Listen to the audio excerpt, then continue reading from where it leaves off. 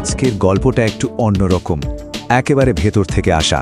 এমন একজনের গল্প যে সারাদিন চুপচাপ নিজের কাজ করে যায়, কিন্তু তারও তো কিছু বলার থাকে, তাই না?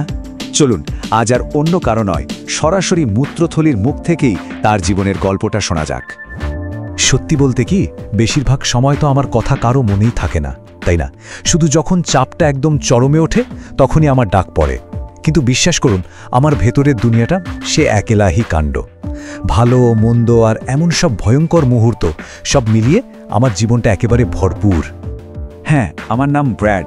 লোকে অবশ্য আমাকে মূত্রথলি বলেই বেশি চেনে। আমি আর কিছুই না, তলপেটের এক কোণায় থাকা একটা পেশির থলি। আমার কাজ খুবই সিম্পল। কিডনি যে বর্জ্য পাঠায়, মানে প্রস্রাব, সেটাকে জমা করে রাখা আর তারপর ঠিক সময়ে বের করে দেওয়া। শুনতে তো বেশ সাদামাটা লাগছে, তাই না? আরে দাঁড়ান, গল্প তো সবে শুরু। আমার ভেতরের দেয়ালটা দেখেছেন? এটা কোনো সাধারণ প্লাস্টার করা দেয়াল নয়, এর নাম ইউরোথেলিয়াম। ব্যাপারটা অনেকটা একটা সুপার ফ্লেক্সিবল ওয়াটারপ্রুফ লাইনিংয়ের মতো। এর মধ্যে আছে বিশেষ আমব্রেলা সেল, মানে ছাতার মতো কোষ, যা একটা বেলুনের মতো ফুলতে পারে আবার চুপসেও যেতে পারে। আর এই দারুণ ক্ষমতার জন্যই তো আমি শরীরকে শুকনো রাখতে পারি, এক ফোঁটাও লিক হতে দিই না। আর আমার আসল জোরটা আসে কোত্থেকে জানেন? এইখান থেকে, আমার ডেট্রোসোর পেশি থেকে। এটাই আমার দেয়ালের আসল মাসল। যখন যাওয়ার সময় হয়, ব্রেন থেকে সিগন্যাল আসে, আর অমনি এই পেশিগুলো এমন চাপ দেয়, বুঝতেই তো পারছেন। এক কথায় এটাই আমার পাওয়ার হাউস। কিন্তু সব ভালো জিনিসের মতো আমার জীবনেও কিছু বিনবুলায়ে মেহমান আছে। মাঝে মাঝে কিছু ব্যাকটেরিয়া, বিশেষ করে ওই ইকোলাই, কোনো নিমন্ত্রণ না ছাড়াই আমার ভেতরে ঢুকে পার্টি জুড়ে দেয়। আর তার ফল সিস্টাইটিস, মানে সেই ভয়ঙ্কর ইনফেকশনটা। ওফ, কি যে কষ্ট! সত্যি বলছি, এই অতিথিদের আমি একদমই সহ্য করতে পারি না। আমার ঠিক নিচে এক প্রতিবেশী থাকে, নাম তার প্রস্টেট। আমি ভালোবেসে পিট বলে ডাকি। তো সমস্যাটা হলো, বয়স বাড়লে পিট মাঝে মাঝে একটু বেশি জায়গা নিয়ে নেয়, মানে আকারে বড় হয়ে যায়। আর তখন কি হয়, আমার বের হওয়ার রাস্তাটা একেবারে চেপে ধরে। ফল চূড়ান্ত ট্রাফিক জ্যাম, সহজ প্রবাহের দফা ভাড়া, যে কি একটা বিরক্তিকর অবস্থা বলে বোঝানো যাবে না। ইনফেকশন, ওই প্রতিবেশীর ঝামেলা, এসব তো লেগেই ছিল। কিন্তু আমার জীবনের সবচেয়ে বড় ঝড়টা, সেটা এলো একদম অন্য একটা দিক থেকে।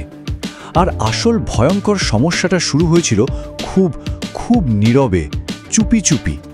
চলুন এবার সেই গল্পটাই বলি। দেখুন, আমার ভেতরে দু রকমের ঝামেলাবাদ জন্মাতে পারে। একদল হলো প্যাপিলারি টিউমার, দেখতে অনেকটা ফুলকপির মতো। এরা বেশিরভাগ সময় আমার ভেতরের চামড়ার উপর শান্তশিষ্টের মতোই বসে থাকে। কিন্তু আরেকটা ধূর্ত শত্রু আছে, কার্সিনোমা ইন সিটু, বা সংক্ষেপে CIS। এরা হলো ফ্ল্যাট, মানে সমতল, তাই এদের সহজে দেখাও যায় না। আর এরা চুপচাপ আমার পুরো আস্তরণ জুড়ে ছড়িয়ে পড়তে থাকে। এরাই হলো গিয়ে আসল ভিলেন। এই ক্যান্সারের বিপদটা কতটা, তা নির্ভর করে আক্রমণটা আমার দেয়ালের কতটা গভীরে গেছে তার উপর। প্রথমে এটা শুধু ওপরের স্তরেই থাকে, তারপর আমার প্রথম সুরক্ষা স্তরটা ভেদ করে ফেলে। কিন্তু আসল সাইরেনটা বাজে তখন, যখন ওই শত্রুটা আমার পাওয়ার হাউস, মানে ডেট্রোসার পেশি দেয়ালে পৌঁছে যায়, স্টেজ 2। ব্যাস, তখন থেকে লড়াইটা হয়ে যায় অনেক অনেক বেশি কঠিন। এবার একটা কথা বলছি, কান খুলে শুনুন। পুরুষদের ক্ষেত্রে আমার শরীরে যে ক্যান্সার হয়, তার 50 থেকে 80% পেছনে কারণ মাত্র একটাই অভ্যাস, ধূমপান। হ্যাঁ, সিগারেট আমার সবচেয়ে বড় শত্রু। ওর বিষাক্ত কেমিক্যালগুলো প্রস্রাবের সাথে মিশে যখন আমার কাছে আসে, তখন আমার কোষগুলোর যা দশা হয় ভাবা যায় না।